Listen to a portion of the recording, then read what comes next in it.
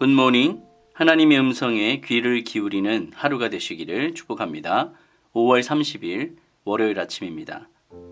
오늘의 말씀은 사무엘상 14장 36절에서 52절까지입니다. 먼저 말씀을 읽어드리겠습니다. 사울이 이르되 우리가 밤에 블레셋 사람들을 추격하여 동틀 때까지 그들 중에서 탈취하고 한 사람도 남기지 말자. 무리가 이르되 왕의 생각에 좋은 대로 하소서 할 때에 제사장이 이르되 이리로 와서 하나님께로 나아가사이다 하매 사울이 하나님께 묻자오되 내가 블레셋 사람들을 추격하리이까 주께서 그들을 이스라엘의 손에 넘기시겠나이까 하되 그날에 대답하지 아니하시는지라. 사울이 이르되 너희 군대의 지휘관들아 다 이리로 오라. 오늘 이 죄가 누구에게 있나 알아보자. 이스라엘을 구원하신 여호와께서 살아계심을 두고 맹세하노니 내 아들 요나단에게 있다 할지라도 반드시 죽으리라 하되 모든 백성 중 한 사람도 대답하지 아니하매 이에 그가 온 이스라엘에게 이르되 너희는 저쪽에 있으라. 나와 내 아들 요나단은 이쪽에 있으리라. 백성이 사울에게 말하되 왕의 생각에 좋은 대로 하소서 하니라. 이에 사울이 이스라엘의 하나님 여호와께 아뢰되 원하건대 실상을 보이소서 하였더니 요나단과 사울이 뽑히고 백성은 멸한지라. 사울이 이르되 나와 내 아들 요나단 사이에 뽑으라 하였더니 요나단이 뽑히니라. 사울이 요나단에게 이르되 내가 행한 것을 내게 말하라. 요나단이 말하여 이르되 내가 다만 내 손에 가진 지팡이 끝으로 꿀을 조금 맛보았을 뿐이오나 내가 죽을 수밖에 없나이다. 사울이 이르되 요나단아 내가 반드시 죽으리라. 그렇지 않으면 하나님이 내게 벌을 내리시고 또 내리시기를 원하노라 하니 백성이 사울에게 말하되 이스라엘의 이 큰 구원을 이룬 요나단이 죽겠나이까 결탄코 그렇지 아니하니이다. 여호와의 살아계심을 두고 맹세하옵나니 그의 머리털 하나도 땅에 떨어지지 아니할 것은 그가 오늘 하나님과 동역하였음이니이다 하여 백성이 요나단을 구원하여 죽지 않게 하니라. 사울이 블레셋 사람들 추격하기를 그치고 올라가매 블레셋 사람들이 자기 곳으로 돌아가니라. 사울이 이스라엘 왕위에 오른 후에 사방에 있는 모든 대적 곧 모압과 암몬 자손과 에돔과 소바의 왕들과 블레셋 사람들을 쳤는데 향하는 곳마다 이겼고 용감하게 아멜렉 사람들을 치고 이스라엘을 그 약탈하는 자들의 손에서 건졌더라. 사울의 아들은 요나단과 이스위와 말기수하요 그의 두 딸의 이름은 이러하니 맏딸의 이름은 메라비요 작은 딸의 이름은 미갈이며 사울의 아내의 이름은 아히노아미니 아히마아스의 딸이요 그의 군사령관 이름은 아브넬이니 사울의 숙부 넬의 아들이며 사울의 아버지는 기스요 아브넬의 아버지는 넬이니 아비엘의 아들이었더라. 사울이 사는 날 동안에 블레셋 사람과 큰 싸움이 있었으므로 사울이 힘센 사람이나 용감한 사람을 보면 그들을 불러 모았더라. 우리나라는 체면이라는 것이 중요한 나라입니다. 사람들 앞에 보여지는 것을 중요하게 생각한다는 말이죠. 어려서도 무슨 실수라도 한다면 부모의 얼굴에 먹칠을 한다라고 그렇게 주변 사람들이 이야기를 합니다. 그래서 보여지는 것을 위해 무단히도 애를 쓰고 노력을 합니다. 겉과 속이 같을 때에야 좋겠지만 억지로 겉모습만을 좋게만 보이기 위해 애쓰다가 결국에는 겉과 속의 다름으로 인해 상처받고 힘겨워하게 됩니다. 그래서 보이는 것보다 보이지 않는 것이 더 중요합니다. 사울을 보면 굉장히 영적이고 하나님 중심의 삶을 사는 것 같습니다. 여호와의 뜻을 묻기도 하고 제사를 지내고 제단을 쌓는 등 하나님 중심의 삶을 사는 것 같습니다. 그러나 결정적인 상황이 오면 그는 늘 자신의 생각과 욕심에 따라 행동을 합니다. 그런 그에게 하나님은 침묵하십니다. 우리가 살아가다 보면 하나님의 음성과 내 안에 내면의 목소리가 헷갈릴 때가 있습니다. 이것이 과연 하나님의 음성인지 내 욕심의 소리인지 말입니다. 어떻게 하면 그것을 구분할 수 있을까요? 사울은 블레셋을 진멸할 결정적 순간이 왔음을 깨닫고 밤중에 공격을 다시 시작해서 아침빛이 있기까지 즉 동틀 때까지는 말하는 것이죠. 약탈하고 진멸하자고 백성들에게 말했습니다. 여기서 한 사람도 남기지 말자라는 표현은 거룩한 하나님의 전쟁의 요소 중 하나인 진멸을 생각나게 합니다. 헤렘이라는 단어죠. 그는 이 전쟁을 완전한 하나님의 여호와의 전쟁으로 만들고 싶었습니다. 이러한 왕의 제안에 백성들도 찬성합니다. 지금 또한 전쟁의 기세로 보았을 때 충분히 블레셋들을 몰아낼 수 있을 것이라고 생각했기 때문입니다. 그때 제사장 아히야가 하나님께 뜻을 물어보자라고 제안을 했습니다. 여호와의 뜻을 묻는 것은 여호와의 전쟁에서 가장 중요한 부분이기 때문입니다. 이에 사울이 하나님께 묻습니다. 블레셋을 추격하는 것이 옳은지 그리고 블레셋과 싸워서 이길 것인지를 말입니다. 그런데 하나님께서 그날에 대답하지 않으셨습니다. 하나님의 침묵에는 여러 가지 의미가 있을 수 있습니다. 그러나 대부분의 경우 침묵은 거절을 의미하죠. 하나님께서 기뻐하지 않으신다는 것입니다.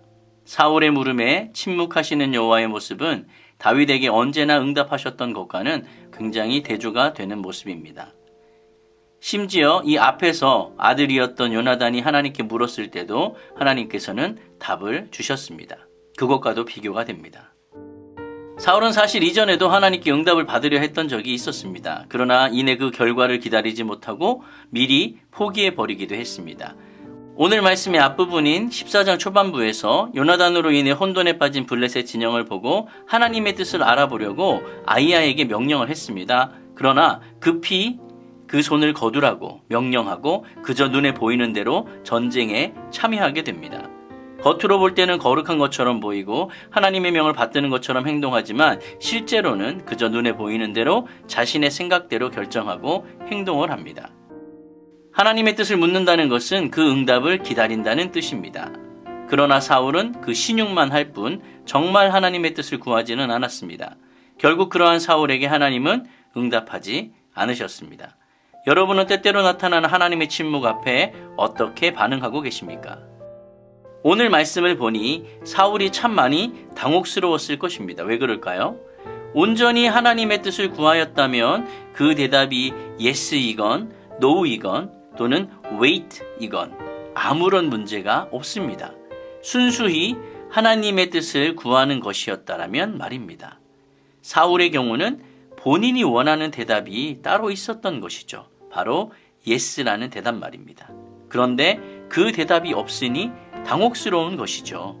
하나님을 이용하려는 욕망이 그에게 깔려 있었기 때문에 그렇습니다. 사울은 하나님께서 응답하지 않으신 것을 거절의 의미로 받아들였습니다. 그래서 자신들 안에 숨겨진 죄가 있기 때문에 응답이 없는 것이라고 판단을 한 것이죠.